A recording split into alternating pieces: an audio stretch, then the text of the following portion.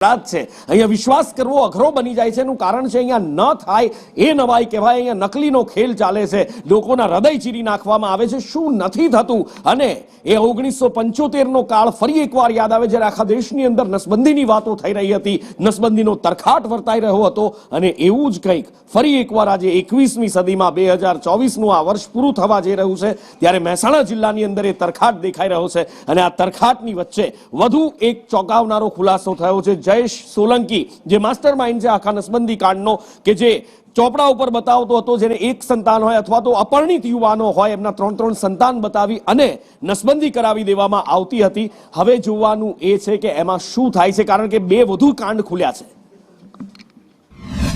મહેસાણામાં નસબંધી કાંડનો વધુ એક ખુલાસો થયો છે. જમનાપુર ગામના 2 યુવકો છે તેમની પણ આ જ રીતે નસબંધી કરી દેવામાં આવી છે. અમને જોમફળ કાપવાનું નામ દઈને લઈ ગયા છે અને નસબંધી કરાવી. પેલા લોહી લીધું, લોહી લઈને પછી આ બધી સહીઓ કરાવીને એવું બધું.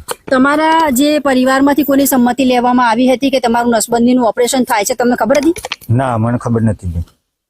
તો કેવી રીતે ખબર પડી? આ તો કરી રહ્યા પછી ખબર પડી કે બાળકો એવી રીતના પૂછી લેજો. પછી કેવો જ કહેવાનું એ રીતના મને કીધું હતું. અત્યારે હાલમાં તમારા બાળકો છે?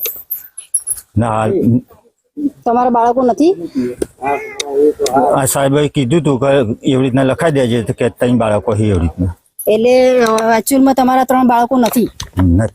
નથી. તમારા મેરેજ થઈ ગયા? મેરેજ થઈ ગયા હતા પણ અત્યારે છે નહીં. અત્યારે એટલે બીજા મેરેજ કરવાના હતા? પહેલા મેરેજ તૂટી ગયા, એના બાળક નથી તમારે? ના.